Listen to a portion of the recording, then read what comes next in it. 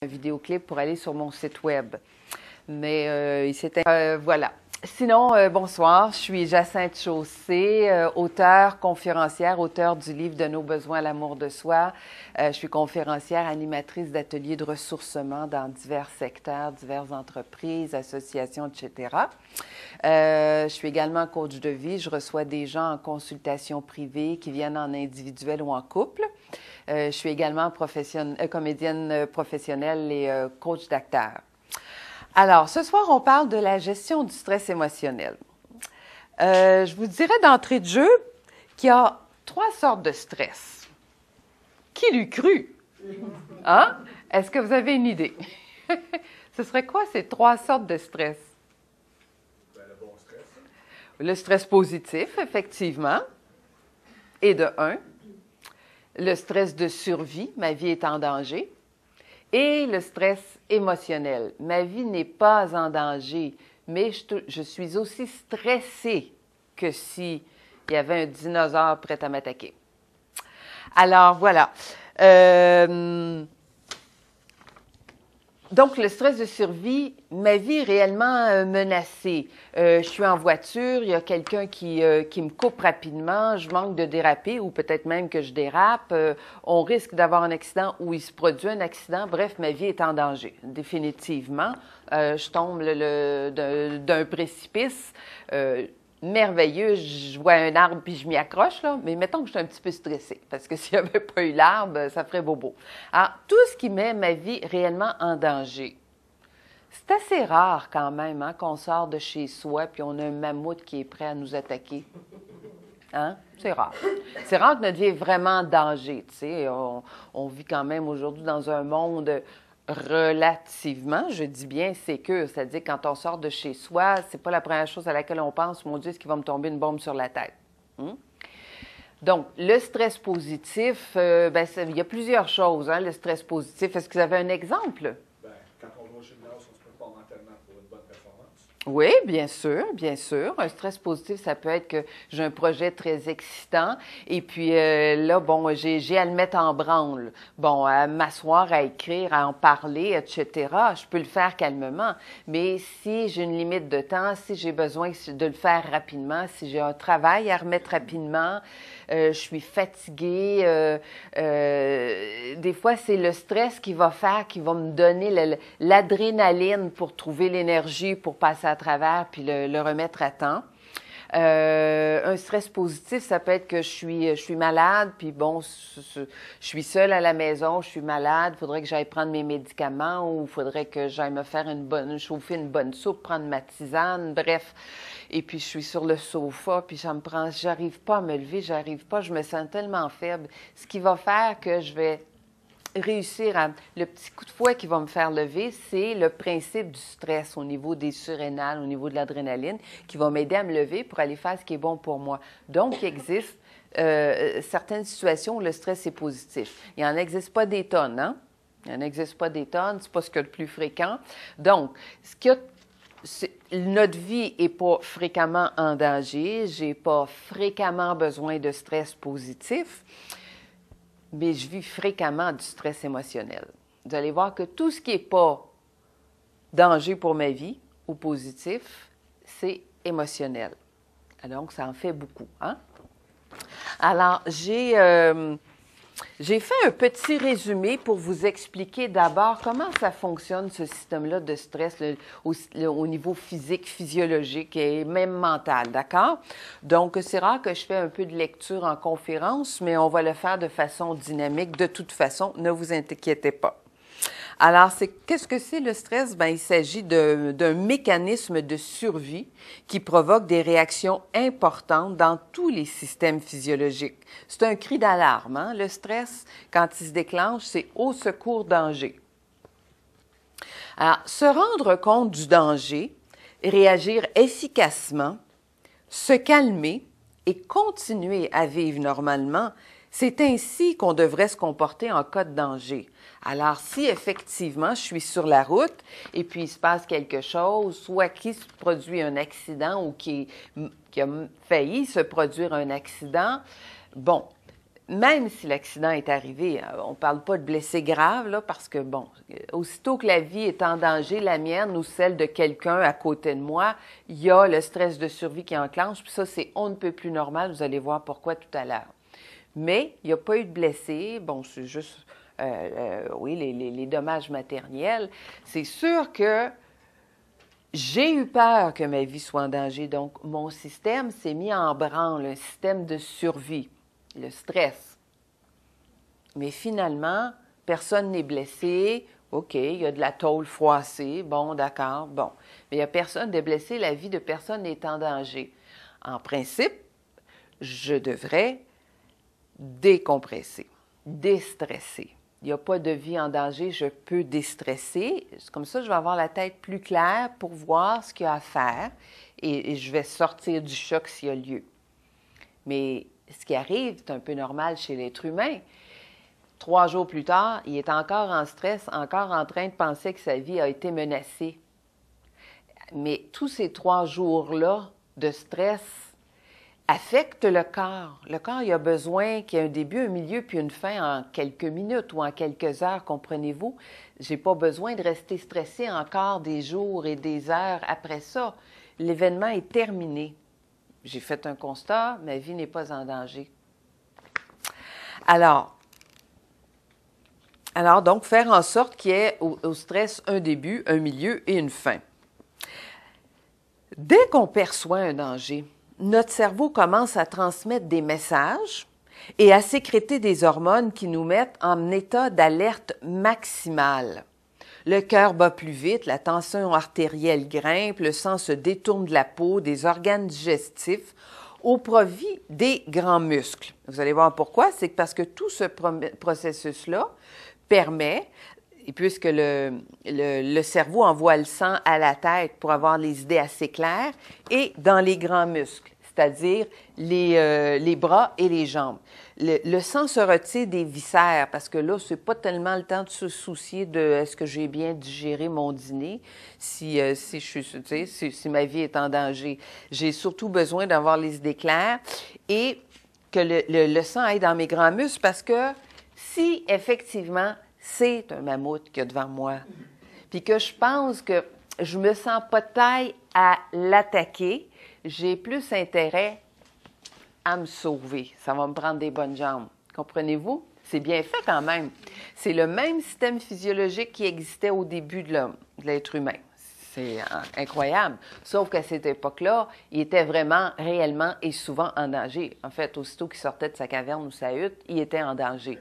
C'est pour ça que je vous dis aujourd'hui, on n'est pas menacé comme ça, on n'est pas constamment dans notre vie, pas constamment en danger, mais on passe notre vie stressée. C'est pas nécessaire. Alors, le stress aigu stimule le système immunitaire et la résistance. Alors, une petite giclée d'hormones de stress de temps en temps, hein, quand on disait un petit stress positif, il n'y a pas de mal à ça. Ça garde le système immunitaire sur le qui-vive, ce qui n'est pas une mauvaise idée, parce que comme ça, il est prêt à passer à l'action en cas de blessure ou d'infection. Mais le stress continu, lui, est néfaste à tout point de vue. Et le stress continue quand ça perdure depuis trop longtemps, de façon trop intense, puis que je ne veux pas passer à la résolution, bien, ça devient du stress chronique. On va voir ça plus tard. Ça va jusque-là? Vous avez des questions, des commentaires? Vous n'hésitez pas. Alors, 2 parties de l'organisme déclenchent la réaction au stress aigu. Les glandes surrénales, qui sécrètent l'adrénaline, bien connue, l'adrénaline et le cortisol. Ça, c'est 2 hormones de stress. L'autre aspect, c'est le système nerveux sympathique, qu'on va appeler le SNS. Alors, le SNS, lui, il part du cerveau et il ordonne à toutes les terminaisons nerveuses du corps de se mettre aussitôt en état d'alerte. Et c'est lui qui, en quelques secondes, va faire que le cœur va battre plus fort, les mains deviennent moites. C'est lui qui va faire que les muscles sont prêts à passer à l'attaque ou à la fuite. Alors, le SNS, lui, il se réveille, il passe à l'action, puis il se calme en quelques minutes. La petite shot là, qui fait que « wouh! » Un autre exemple, je pense à ça, un autre exemple, on a déjà entendu parler d'une histoire d'une mère qui traverse le rue avec son enfant, puis son enfant se ferait frapper, puis il est plus ou moins pris sous la voiture, puis que la femme, elle prend la voiture, puis elle la soulève pour que son enfant sorte. Je pense pas qu'à froid, on puisse faire ça. Hein? Alors ça, c'est le stress qui fait ça. La vie de mon enfant est en danger. Et là, le cerveau est tellement intelligent, il sait toute la dose de sang que ça prend dans les muscles pour faire ce qu'il y a à faire. C'est quand même extraordinaire, hein? Notre corps est vraiment bien fait. Alors, donc, c'est ça. C'est que le système nerveux, lui, il se réveille, passe à l'action et se calme en quelques minutes. Tandis que les glandes surrénales, elles travaillent différemment. Sur le coup, quand je me dis « Oh, je suis en danger », les glandes surrénales, elles, se mettent à s'emballer. Elles crachent du cortisol qui va stagner dans l'organisme durant des heures. Même quand il n'y aura plus de danger, le cortisol va continuer à être évacué des glandes surrénales. Alors, est-ce qu'il y a des questions, commentaires à ce sujet-là? Non? Oui? Mais des fois, la vie étant la vie, on n'a pas de contrôle là-dessus. Non, c'est ça. C'est vraiment ça l'affaire. On n'en a pas. Très peu. On n'en a pas beaucoup, en tout cas. On n'en a pas sur ce qui se passe à l'extérieur, définitivement. Le seul pouvoir qu'on a, c'est comment moi, je vais vivre ça. Comment je vais gérer ça. Comment je vais m'adapter à ça. Parce que le stress, c'est une peur. En fait, c'est une peur. Généralement, le stress est une peur reliée à quelque chose d'inconnu, quelque chose de nouveau, quelque chose qui peut me sembler menaçant, quelque chose d'imprévu et quelque chose d'incontrôlable, comme le changement. Les gens ne sont pas fous du changement, hein? Parce que le changement implique du nouveau, de l'inconnu, de l'incontrôlable, et les gens n'aiment pas ça. On aime ça. Comme on est sensible au stress, on n'aime pas beaucoup qu'il se produisent des changements parce que ça fait monter notre taux de stress. Ça vient chercher cette peur de l'inconnu. Alors, j'ai pas de pouvoir sur le changement qui est là, à moins que moi, mais même un déménagement, quand c'est moi qui le choisis, il y a un stress malgré tout. Imaginez quand c'est imposé ou quand c'est imprévu ou quand c'est... Hein? Alors, que ce soit au travail d'ailleurs, que ce soit dans votre milieu de travail, vous êtes muté à un autre poste, vous perdez votre emploi ou on vous impose quelqu'un ou un supérieur avec qui vous n'entendez pas bien. La vie est faite d'imprévus comme ça, d'incontrôlables. Alors, on va regarder ce soir comment moi, je peux gérer mon attitude par rapport à ça, comment moi, je peux me gérer là-dedans. Parce que j'ai toujours au moins 2 choix dans la vie, sinon plus. J'ai toujours le choix de me laisser envahir par ce qui se passe ou de choisir comment moi, je vais me traiter là-dedans, quelle attitude je vais adopter pour ne pas venir fou. Hein? On a ce pouvoir-là en nous. Personne ne peut venir nous dire « Non, non, tu es trop calme, là, il faudrait que tu stresses un petit peu plus. » C'est rare, hein? C'est plutôt rare. Mais ça, personne n'a de pouvoir à l'intérieur de moi. Ça, c'est merveilleux. C'est moi qui choisis.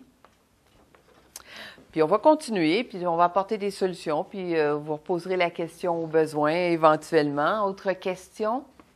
C'est important de voir comment... C'est clair pour vous comment le cerveau enregistre ce que vous pensez qui se passe. Si vous pensez que vous êtes en danger parce que vous venez de vous... je sais pas, de vous chicaner avec votre voisin, puis il vous a menacé de toucher à votre clôture, puis pour vous, là, c'est bien inquiétant, puis vous vous sentez en danger, bien, votre cerveau, il enregistre « je suis vraiment en danger ». Alors, si un de vos enfants se blesse, puis là, vous vous mettez à fabuler le pire alors qu'il s'est juste légèrement blessé, alors là, vous envoyez une information « je suis en danger ».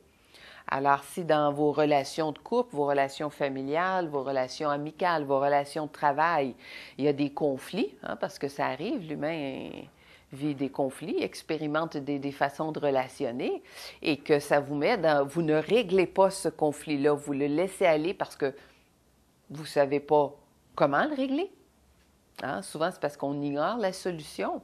Mais plus souvent encore, on la connaît, la solution, mais elle nous inquiète, elle nous fait peur, elle ne nous tente pas. Hein? Souvent, on le sait, qu'est-ce qui serait bon. Ce serait bon peut-être d'aller exprimer à la personne comment je me sens, ce dont j'aurais besoin. Il serait bon pour moi de mettre un frein, de prendre une distance par rapport à telle personne ou telle situation. On le sait, mais on craint cela, donc on ne le fait pas. Et en ne le faisant pas, bien évidemment, le taux de stress monte. Et puis, à un moment donné, le cerveau, il dit, bien là, moi, écoute, c'est trop de stress pour moi. Là, ça fait 20 ans, 30 ans que tu vis une situation qui te met à l'envers, qui te fait te sentir mal, qui finit par t'épuiser, te déprimer, t'angoisser, créer toutes sortes de maladies. Moi, je veux bien, moi, le cerveau, gérer ton stress. Je suis là pour ça, entre autres. Mais là, ça devient chronique. C'est chronique depuis longtemps. Et là, le taux de stress monte. Mais moi, j'ai une capacité X, puis tu viens d'atteindre ma limite. Je ne peux plus gérer plus de stress que ça. Il faut que tu trouves une solution. Donc, le cerveau va trouver des drôles de façons, des fois pas drôles aussi, là, des façons pour nous obliger à nous arrêter et à régler nos affaires. Oups, je me casse une jambe. Oups, là, je ne peux plus me sauver. Je suis obligée de rester à la maison puis de faire face à ce qui me dérange. Puis, hein, tu sais? Ou moi, j'ai un client qui était venu me voir en consultation il y a plusieurs années de ça, au début, quand j'ai commencé il y a une douzaine d'années. Mais il était venu pour autre chose, mais on a parlé de ça, puis ça m'avait vraiment frappé. Il m'avait dit, écoute, il dit, je viens de sortir de l'hôpital, j'étais dans le coma. Ah oui, OK, bon.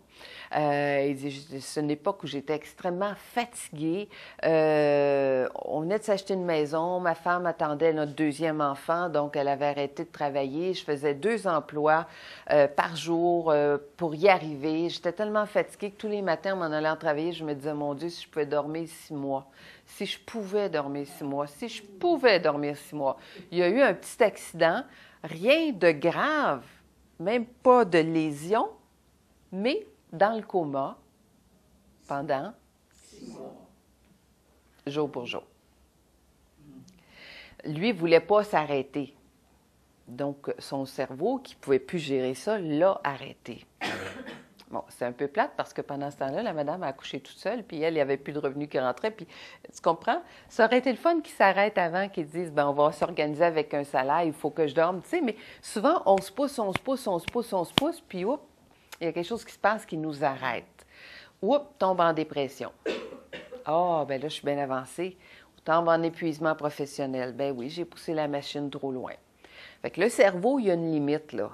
C'est ça qu'il faut comprendre, il faut respecter. Mon corps est un bijou extraordinaire, très, très, très bien fait, mais si je ne respecte pas cette machine-là, à un moment donné, elle va arrêter de fonctionner comme il faut, puis là, je vais trouver ça moins drôle. Hein? Alors, parlons un petit peu de la dépression. Alors, qui, il y a une cinquantaine d'années encore, était traitée comme une folie. Tu étais en dépression, puis même encore aujourd'hui, il y a des gens qui ne sont pas à l'aise d'en parler, hein, dépression.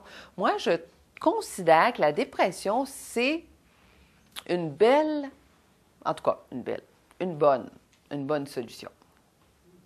Parce que quand le cerveau est en état de stress maximal et qu'il ne peut plus gérer, comme je venais de le dire, le stress que je m'impose, que je m'inflige parce que j'ai des conflits là, je suis mal à l'aise là, je suis pas confortable ici, je vis une relation qui dans le fond, me fait me sentir malheureux, je reste dans la relation tout de même. Ben, bref, tu sais, l'être humain, là, on vit toutes sortes de choses. Hein? On a le milieu professionnel, on a le milieu personnel, le milieu familial, on a l'aspect dans notre vie qui les relations amoureuses, les relations sociales, les relations amicales avec nos enfants, avec nos parents. On est beaucoup en relation. Alors, c'est sûr que des fois, il y a des trucs qui vont pas bien. Mais si je les règle pas, tout ça s'accumule, tout ça perdure, tout ça s'intensifie. À un moment donné, le cerveau, lorsqu'il ne peut plus gérer le stress, il tombe en détresse. Puis quand il tombe en détresse, bien là, comme le monsieur, il s'organise pour reposer son patient. OK? Une autre solution, c'est la dépression. Alors, la dépression qui a bien mauvaise figure dans notre société, c'est quand même quelque chose qui est mieux que la mort. Parce que si le cerveau ne peut plus gérer mon stress, puis que c'est le cerveau qui est là pour me garder en vie, s'il ne décompresse pas, s'il ne déstresse pas, il ne pourra plus me garder en vie, là, c'est la mort. Alors, vaut mieux la dépression. Et la dépression, qu'est-ce que c'est dans le fond? C'est la décompression. Ça permet de décompresser. Est-ce que c'est pas ce qu'on veut? Décompresser? Bien sûr, on pourrait s'y mettre avant. Avant de péter les plombs, avant d'être au bout de notre rouleau, on pourrait dire « Oh, puis là, je sens que là, je pousse la machine. Je vais faire ce qu'il faut. Je vais m'arranger pour décompresser. » On ne le fait pas toujours. De plus, je vous rappelle ce que je vous disais au début, il y a des gens qui vivent beaucoup dans le passé. Les souffrances ne sont pas réglées, les stress émotionnels ne sont pas réglés, les heurts ne sont pas réglés. Alors, donc, ils sont toujours pris dans quelque chose de malheureux. Alors, on n'est pas étonné que ça finisse en dépression. Ça, c'est la même chose. C'est du stress émotionnel pas réglé. Alors, que ce soit des trucs que je vis en ce moment, des trucs que je traîne, quand je vis trop de stress émotionnel, bien, c'est logique qu'arrive, entre autres, la dépression, mais ça peut être d'autres outils aussi. Alors, cette décompression permet d'éviter la mort, entre guillemets. C'est un peu comme la petite fusible dans la boîte électrique qui saute. Une chance que la fusible saute, sinon c'est la maison qui sauterait. Mais la fusible m'informe, me dit « Oh, là, surcharge, surcharge. » Il y a une surcharge, ça ne peut pas continuer. Fait que merci à la petite fusible de m'avoir prévenu. Alors, la dépression, c'est la même chose. OK, merci de me dire que là, il est temps que je m'arrête, puis que je fasse du ménage, puis que je prenne soin de moi. Est-ce que ça fait du sens? Oui. Ouais? Des questions par rapport à ça? L'idéal, madame, c'est que la petite fusible ne saute pas. Ça serait l'idéal. Pourquoi? Pourquoi ce serait idéal? Comme ça, tu irais bien. Si la fusible ne saute pas, puis que je me démène, si elle ne saute pas pour me prévenir, je m'en vais vers la mort. Est-ce que c'est ça qui est mieux? Parce que là, je ne m'arrête pas. J'ai jamais de fusible qui saute. Fait que je me pousse à fond, mais à un moment donné, j'éclate. Bon, c'est mon avis personnel, là. Je ne suis pas médecin.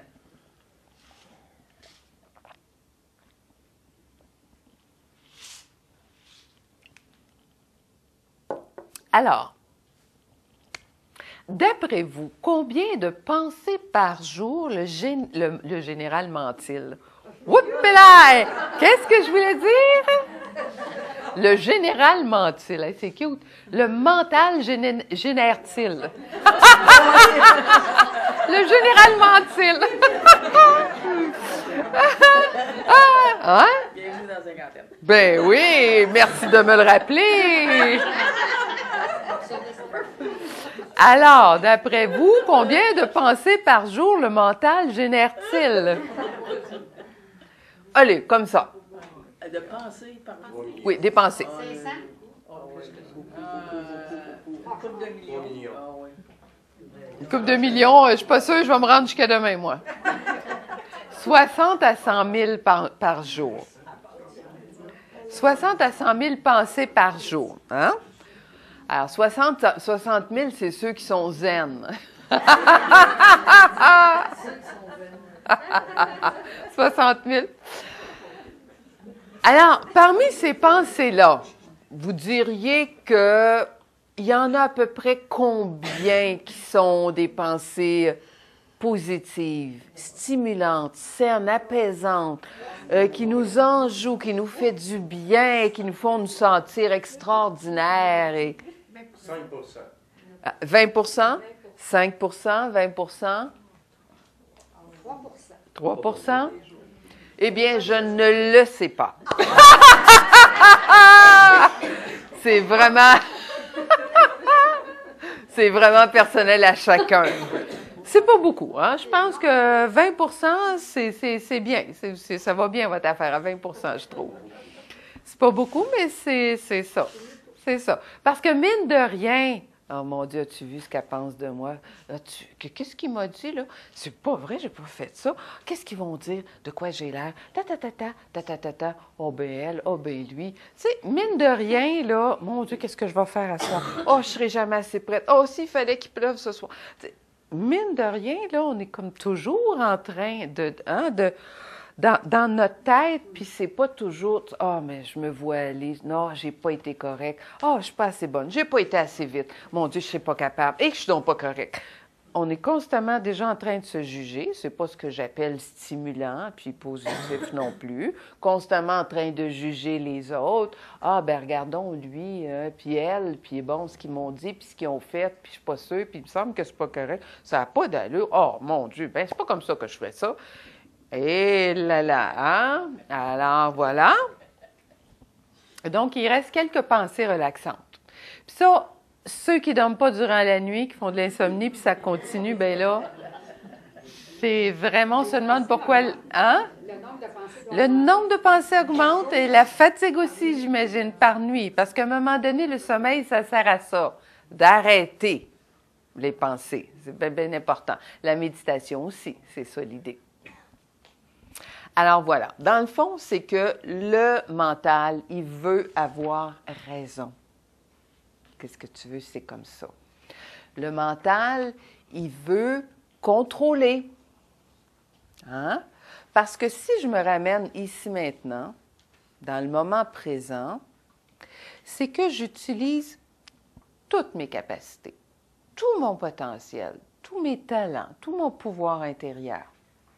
Ça ne comprend pas le mental. Alors, lui se sent facilement exclu, rejeté, mis de côté. Lui, il veut avoir le contrôle. On pourrait dire que le mental, on pourrait associer mental à... Oh! Mental à ego. Mon Dieu, on va en essayer un autre. On va essayer lui. Mental... Ego, peur, ça va pas mal ensemble. Puis là, on pourrait dire avec ça, on pourrait ajouter les croyances, les conditionnements.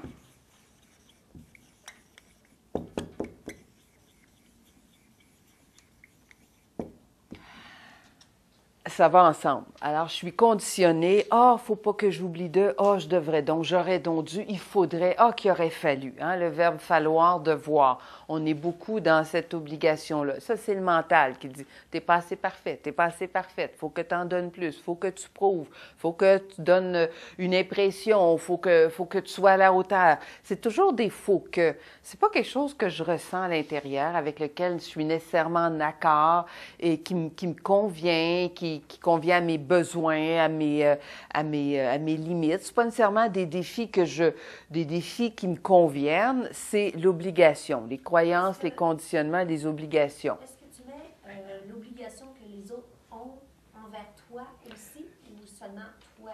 Oh, les obligations, oui. Répondre aux attentes des autres, hein, ce grand besoin de répondre. Oui, répondre aux attentes des autres. Donc, alors ça va chercher aussi, bien sûr, le manque d'estime personnelle, l'estime de soi. On va voir pourquoi tout à l'heure. Donc, ça va ensemble. Donc, on peut comprendre que tout ça, ça cherche à contrôler. Hein? Parce que le mental est tellement fort, il se dit, si moi, je ne contrôle pas, qu'est-ce qui va se passer? Je suis habituée depuis des années de contrôler mon client, ma patiente. Qui va le faire autrement si ce n'est pas moi? Puis là, d'un coup, la personne se met à bien aller et qu'elle n'a plus peur. Bien, moi, je vais disparaître. Il n'y a personne qui aime disparaître. Bien, notre mental non plus. Il a peur, il s'imagine qu'il va disparaître si je ne fais plus de place. Mais non, rassurez-le, je vais toujours avoir besoin de lui pour faire ma liste d'épicerie, faire mes comptes, des petits trucs comme ça. Rassurez-le. Voilà, ça va lui faire du bien. Est-ce que c'est la seule façon de le faire taire? Oui, bien, c'est sûr que la façon de le faire taire, il y en a plusieurs, puis c'est là qu'on arrive, entre autres, je vous disais tout à l'heure, c'est sûr que la méditation, c'est pas facile. L'idée, c'est de laisser passer les pensées, de ne pas s'accrocher les pieds dedans. Pour finir, entre deux pensées, d'avoir un petit 5 secondes de paix, de tranquillité. Puis à force de se pratiquer, tu commences par 2 minutes, ensuite tu montes à 5 minutes, puis tu finis par avoir des fois comme jusqu'à 1 minute, pas de pensée. Bien, mine de rien, tout le corps se relaxe. Le silence, ça fait tellement de bien. On va voir vers la fin aussi les différentes solutions. Les gens font de l'exercice. Physique, du conditionnement, des activités physiques, sportives. C'est pas pour rien, c'est excellent. C'est que pendant ce temps-là, je m'en vais dans mon corps. Fait que je crée une relation avec ce corps extraordinaire-là qui me permet de faire tout ça. Et pendant que je suis dans mon corps, je suis pas dans mon mental. Alors, C'est parfait. c'est excellent. C'est excellent. Tout ce qui est physique nous éloigne du mental, nous ramène dans notre solidité, notre force, notre vérité. Les gens les artistes, alors que ce soit des artistes peintres, les musiciens, enfin, toute forme d'art et qu'on fait chez soi, l'art culinaire, c'en est un aussi, le bricolage artisanal, enfin, tout ce qui est artistique, c'est quoi? C'est l'âme qui s'exprime à travers quelque chose, à travers un médium. Donc, je ne suis pas dans mon mental, je suis dans mon potentiel qui s'exprime. Alors, c'est extraordinaire aussi. En fait, c'est tout ce qui nous permet d'être ailleurs que dans notre mental. De se ramener ici maintenant, c'est un excellent outil auquel on va revenir. Ça va? Alors, je vais vous faire une petite allégorie, si on veut. Vous allez voir en quoi ça va chercher le stress de survie et le stress émotionnel. D'accord? Alors, c'est monsieur homme des cavernes, monsieur, voilà, chasseur, qui part de sa caverne et qui prend une chance, parce qu'à l'époque, il fallait vraiment sortir en groupe, hein? Absolument. Mais lui, ce jour-là, il se sent d'attaque, je m'en vais pas très loin, sort de sa caverne, part avec sa lance, puis au moment où il s'y attend pas, il y a un dragon qui apparaît. Et là, la panique, là, mon Dieu, dragon, je suis pas équipé. Alors tout de suite, évidemment, tout le système se met en branle et il considère que il vaut mieux se sauver que d'attaquer. Il part en courant. Puis là, en levant les yeux, c'est un dinosaure qui est là, puis il fait « Ah, mon Dieu, ça! » Donc, il repart de l'autre côté. Puis là, il arrive un mammouth, puis il dit « Là, moi, j'en ai assez de toujours fuir. Là, j'attaque, je fais front, je slack dans le mammouth. » Mais là, il n'a pas trop fait mal, là. Moi, j'aime bien les animaux. Tu sais, mettons qu'il n'a pas trop fait mal. Il a piqué ça dans l'orteil, tiens. Ah, je slack dans l'orteil. Le mammouth ne peut plus bouger. Puis là, il dit, bon, c'est assez, là, je suis tanné de me sentir vulnérable, puis tout le monde plus fort que moi, là. Il y a des limites, as-tu compris, mammouth? Puis il reprend sa lance, finalement, puis il s'en retourne dans sa caverne. Alors, vous comprendrez bien qu'il y a du stress de survie, mais l'analogie, c'est par rapport au stress émotionnel. Alors, amenons ça dans notre réalité d'aujourd'hui, dans ce que l'on vit, nous, où on n'est pas menacé, comme je le disais, là, notre vie n'est pas constamment menacée, mais on peut être en conflit avec des gens, on peut avoir peur de certaines personnes. Alors, ça peut être au niveau de notre famille, puis ça peut être au niveau social, au niveau du voisinage, puis au niveau professionnel, dans notre milieu de travail, on peut avoir l'impression que certaines personnes sont épeurantes. C'est drôle parce que peut-être qu'elles sont épeurantes, mais elles ne le sont peut-être pas pour tout le monde. C'est ça, c'est intéressant à voir. Ah, oh, cette personne est épeurante. Non. Cette personne, moi, ça me rend inconfortable, mais elle n'est pas nécessairement épeurante parce que ce n'est pas tout le monde qui a peur de cette personne-là, comprenez-vous? Donc, souvent, on a peur. On a peur de telle et telle personne. On a peur de quoi? On a peur de ne pas être à la hauteur, peur de ne pas être apprécié, peur d'être jugé, critiqué, peur de se sentir coincé, peur de se sentir humilié, peur de se sentir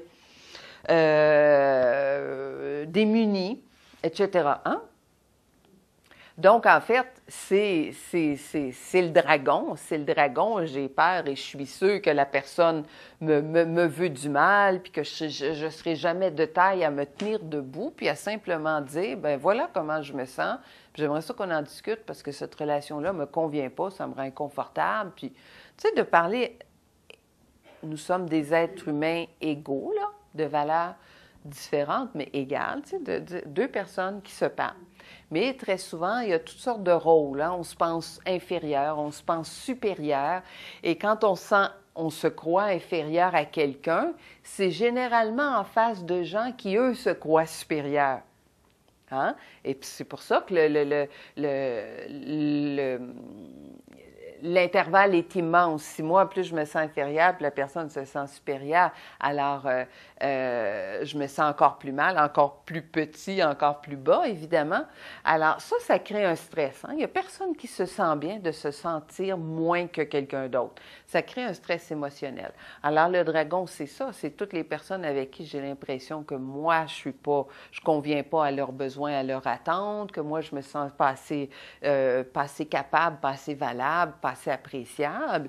Le dinosaure, c'est la même chose. Puis à un moment donné, on en a marre de toujours fuir, de jamais régler, de jamais affronter. On stagne, puis là, on affronte, mais c'est aussi violent. Comprenez-vous?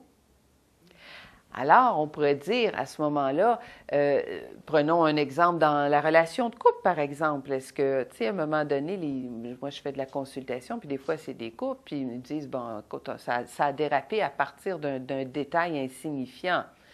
Alors, oui, mais c'est parce qu'il y en avait beaucoup d'accumulés. Il y avait beaucoup de moments où je me suis pas arrêtée et dire non, ça ne fonctionne pas. Alors, beaucoup de gens en dehors de la relation de couple que je vois, puis c'est le dragon, puis c'est le dinosaure, puis à un moment donné, je me tourne, puis là, j'en ai assez. Alors, c'est démesuré. Ma réaction est démesurée, est énorme. Hein? Les gens qui n'expriment pas beaucoup, qui s'affirment pas beaucoup, à un moment donné, ça sort, puis c'est n'importe comment. Hein? C'est trop. C'est trop, c'est excessif. Remarquez qu'ils disent que vaut mieux ça que de garder en dedans. Mais on peut voir qu'à force de...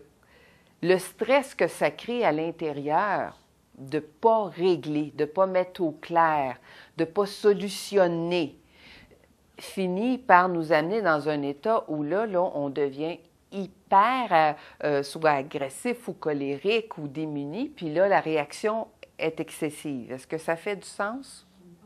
Hein? Alors, j'ai écrit un livre sur les besoins fondamentaux de l'être humain. Les quelques personnes que je connais dans la salle connaissent ces besoins-là, évidemment.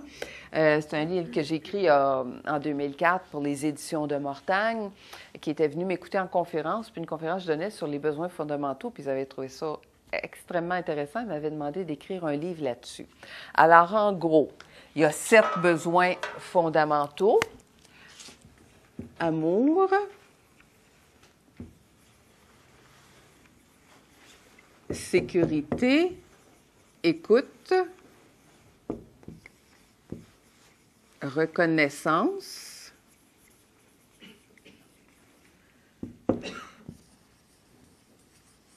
affirmation, liberté et créativité.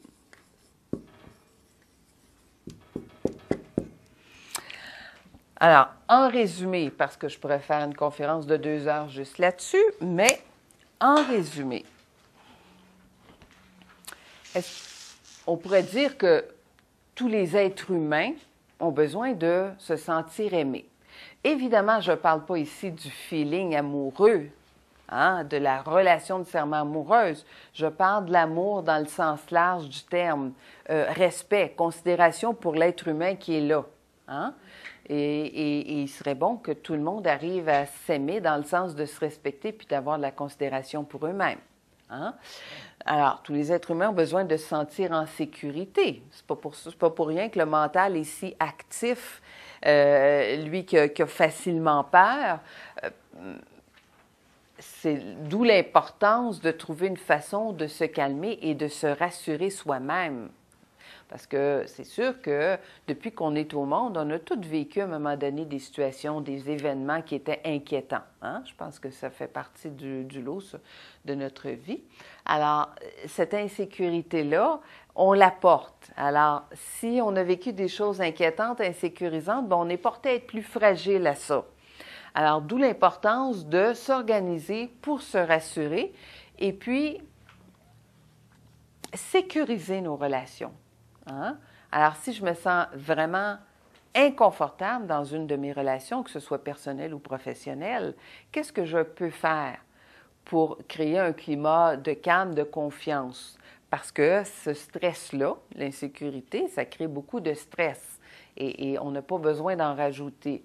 Alors, bien sûr, tout le monde a besoin de se sentir entendu, accueilli, compris. C'est ce qu'on fait pour les autres et qu'on ne fait pas pour nous-mêmes nécessairement quand on vit quelque chose de difficile. Hein? Alors, l'écoute, c'est dans le sens de, on dit qu'en communication, le plus important, c'est l'écoute. L'écoute, c'est non pas j'entends des mots que j'interprète, mais c'est vraiment, j'écoute ce que la personne tente de me dire réellement. Hein? Mais souvent, on entend ce qu'on veut bien entendre. Alors, tout le monde a besoin de se sentir entendu, compris. La reconnaissance, qui est un gros morceau, qui n'a pas besoin de se sentir supporté, encouragé, validé, valorisé, approuvé. Il n'y a personne qui aime se faire dénigrer, juger, critiquer de façon négative. Il n'y a personne qui aime se sentir dévalorisé, pas à la hauteur, etc., etc. Alors, le besoin de reconnaissance est inhérent à l'être humain. Peut-être que lorsque j'étais jeune, je n'ai pas eu toute la reconnaissance dont j'avais besoin. Donc, c'est un point, c'est un bobo sensible. Alors, aussitôt que je n'ai pas la reconnaissance dont j'aurais besoin, je tombe en dévalorisation. Et je pense que c'est important pour l'être humain de se découvrir, se connaître, s'apprécier lui-même. Parce que si j'attends tout le temps que ça vienne de l'extérieur, je peux attendre longtemps des fois, non? Le besoin d'affirmation, je pense que c'est assez clair. L'affirmation, c'est l'envers de la manipulation.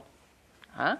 Alors, si je n'ai pas appris jeune déjà à m'affirmer, ben j'ai appris, en tout cas par les adultes qui m'entourent, à manipuler. Si j'arrive à m'affirmer avec amour, avec discernement, de façon calme, ferme et précise, j'ai pas besoin de jouer de jeu, de manipulation pour avoir ce que je veux, je l'exprime. Mais si je ne sais pas comment l'exprimer, je vais trouver d'autres façons d'y aller. On appelle ça la manipulation. Le besoin de liberté, comme je vous dis, je vous le résume vraiment, le besoin de liberté, ici, c'est non pas chez l'enfant, par exemple, parce que c'est sûr que les enfants ont besoin de ça à plein temps, de la part des deux parents, etc. Hein, pour arriver à grandir et avoir une bonne estime d'eux-mêmes. Alors, la liberté, c'est pas de les laisser faire tout ce qu'ils veulent faire. Pour nous, la liberté, c'est pas de dire, bon, ben, regarde, ça me tente pas d'être travaillé ce matin, j'y vais pas. C'est dans le sens d'éviter la culpabilité.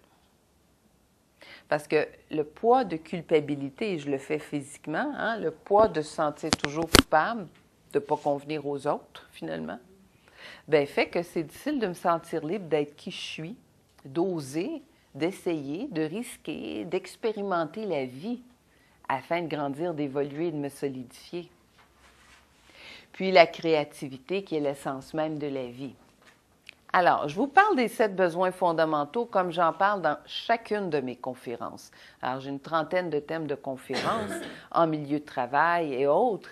Et je parle toujours des besoins fondamentaux parce qu'ils ont toujours une incidence sur les thèmes dont on parle, que ce soit communication, motivation, relations, etc.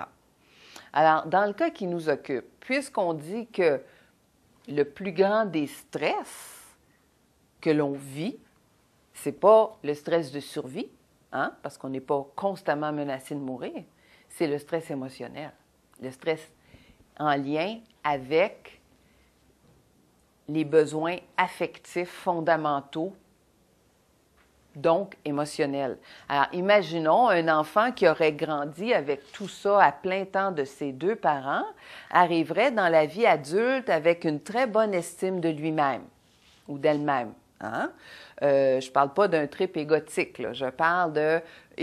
C'est un jeune adulte qui se connaît très bien, qui saurait totalement apprécier ses forces, ses talents, ses compétences, ses qualités, et tout à fait capable d'assumer ses peurs, ses limites, ses faiblesses, ses défauts.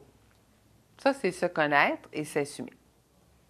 C'est ça l'estime de soi. C'est pas « je suis meilleur que quelqu'un d'autre » ou « j'ai plus de valeur ». C'est « je suis capable de m'estimer, de m'auto-évaluer » en toute humilité. Alors, si on avait une bonne estime de nous-mêmes, on vivrait rarement du stress émotionnel. Est-ce que ça fait du sens pour vous? Parce qu'on ne serait pas constamment en train de se soucier du regard de l'autre. Qu'est-ce que l'autre pense de moi? Qu'est-ce que l'autre attend de moi? Est-ce que je vais performer suffisamment pour plaire? Est-ce que je vais arriver à prouver ma valeur pour être, soit pour être embauché ou pour rester dans mon milieu de travail, comprenez-vous?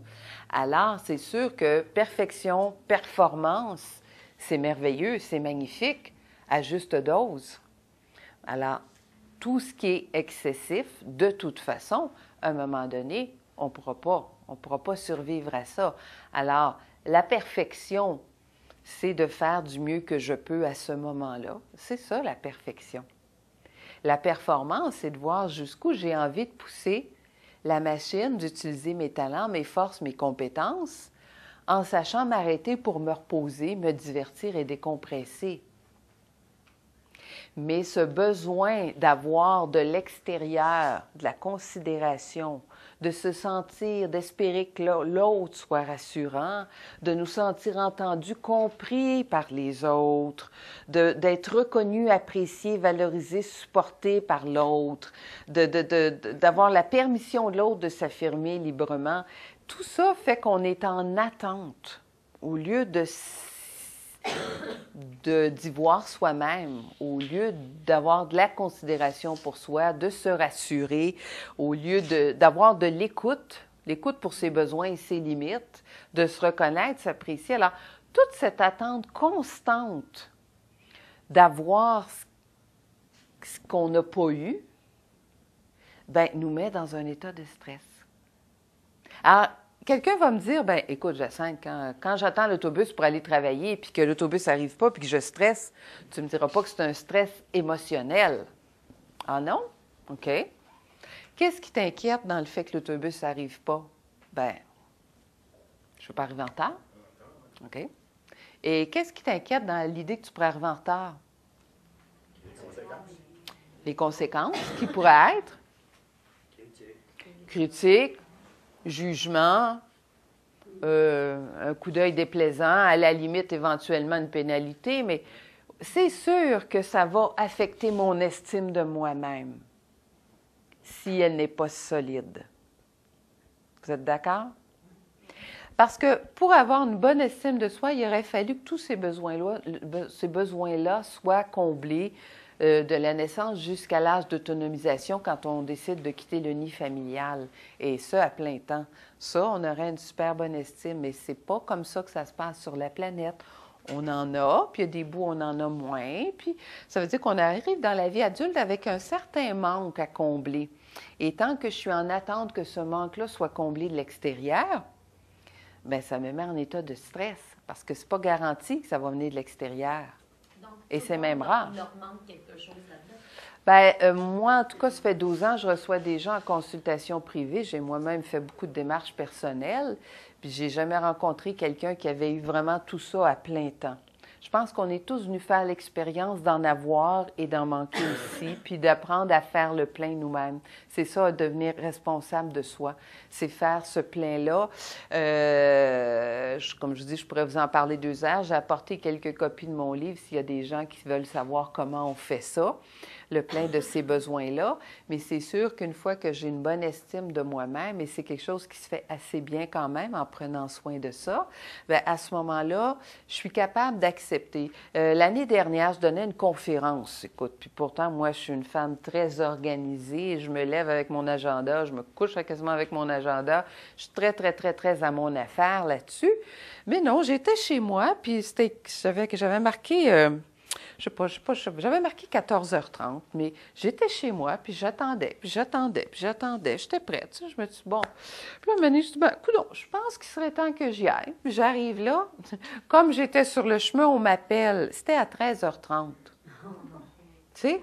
Pourtant, je l'avais vu dans l'agenda, puis je veux dire, tu ne confonds pas des heures, c'est exceptionnel. Puis j'étais prête, je n'attendais que ça, j'avais hâte. Alors, je ne sais pas ce qui s'est passé, mais ce n'est pas ça l'important. L'important, c'est comment tu réagis quand on t'appelle, puis il y a 200 personnes qui t'attendent.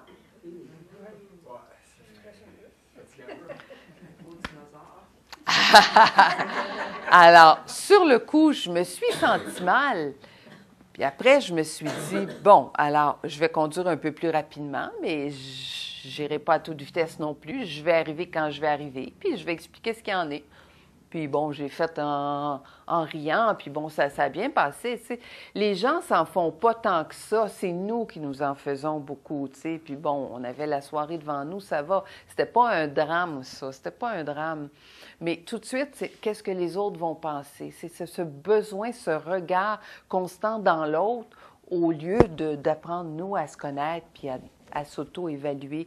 Donc, ça, c'est une grosse part du stress émotionnel. Est-ce que ça fait du sens pour vous, ce que je vous dis? Oui.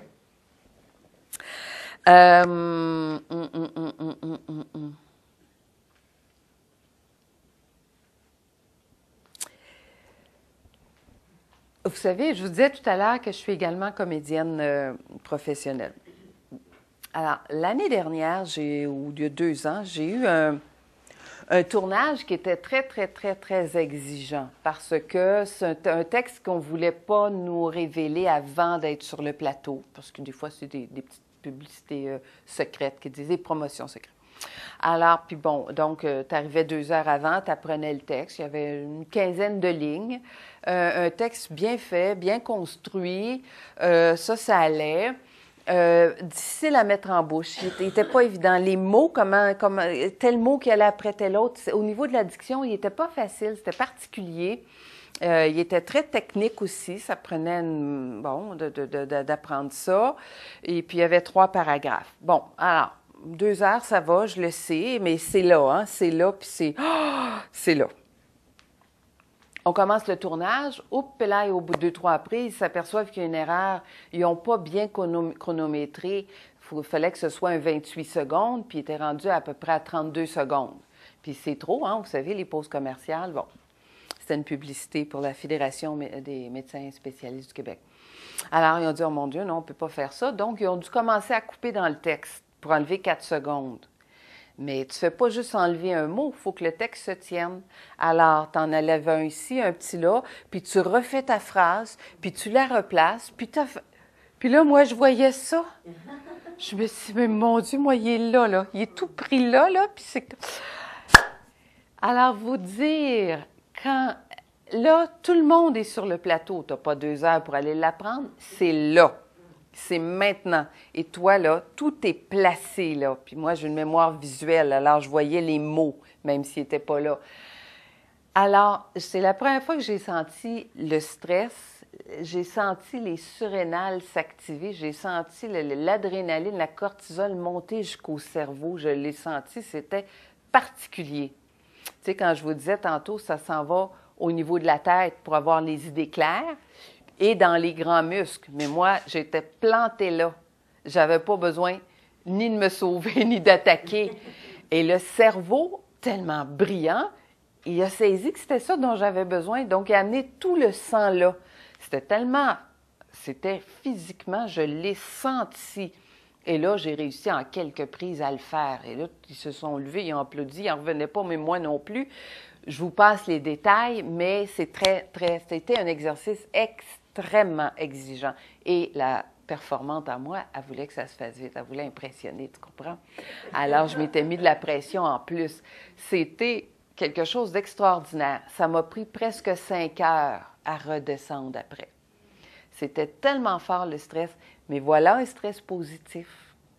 parce que j'avais quelque chose à accomplir, j'avais une performance à faire, là, puis dans un délai rapide. Alors, toute cette énergie-là s'est en allée au niveau de ma concentration, de ma mémoire, d'une intensité extraordinaire, et j'étais très, très fière après. Je ne vivrais pas ça tous les jours parce que c'est fatigant, puis ça m'a pris 5 heures avant de sentir que je retrouvais tout mon calme. J'étais déjà retournée chez moi. Mais c'est ça. Alors, on a toujours le choix. Je vous raconte ça parce que faut voir que le stress, c'est très puissant. Ça peut être très positif. C'est vrai ce qui explique au niveau physiologique, puisque je l'ai senti. C'est quelque chose à ne pas abuser. C'est quelque chose que je peux, jusqu'à un certain point, gérer. Parce que dans cette situation-là, je me suis dit, là, je veux et je dois produire. Alors, consciemment, j'ai fait le choix de tout miser là-dessus. Mais on ne peut pas faire ça à journée longue. Alors, les gens qui sont très, très intenses, très perfectionnistes, très performants, constamment, que ce soit au travail ou ailleurs, imaginez. Si moi, ça m'a pris 5 heures à me remettre de ça. Alors, il faut aussi écouter ses limites. Il faut être conscient de ça.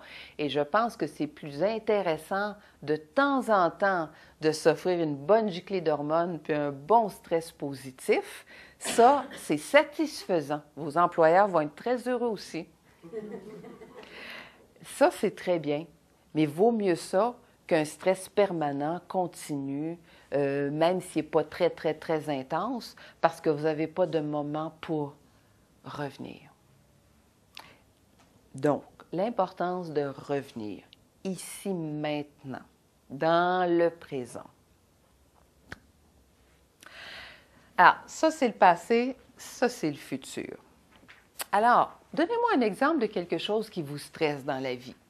C'est quelque chose qui revient fréquemment. Ça vous stresse. Le trafic. OK. Qu'est-ce qu'il y a de dérangeant pour vous dans le trafic? Qu'est-ce que vous n'aimez pas? Moi, j'ai pas de problème avec le OK. D'accord. Parfait. OK. Quelque chose d'autre. On va aller dans au niveau des relations surtout, hein? Oui. Situation économique. OK. La situation économique, ça, c'est intéressant que vous parliez de ça parce que là, on sait qu'ultimement, ça pourrait être ma survie, ma vie qui est menacée. Alors, on comprend que tout ce qui est économique, c'est sûr qu'il y a un certain stress. C'est pas sûr, mais ça dit que quand je vis un stress, c'est sûr qu'il y a des gens que parce qu'ils ont moins de, 50 000 à la banque, se mettent à s'énerver et à stresser. Il n'y a pas de raison. Vraiment, vraiment. Tu sais, je veux dire, la réalité, c'est que j'ai encore cet argent-là, j'ai une maison. Bon, c'est relatif, on ne mettra pas de chiffres, mais je peux avoir beaucoup d'argent puis être hyper stressée. Je peux avoir très peu d'argent puis pas être très stressée par rapport à ça. Ça dépend de ma sécurité intérieure ou non. Comprenez-vous? Mais tout ce qui est, quand je suis vraiment, vraiment mal prise financièrement, c'est un peu normal que je vive du stress parce que j'ai peur que ma survie physique soit menacée. Donc, pour aller vers le stress émotionnel, pouvez-vous me donner des exemples de quelque chose qui vous stresse au niveau relationnel? Moi, je vais t'en donner un exemple. Oui? Qui m'arrive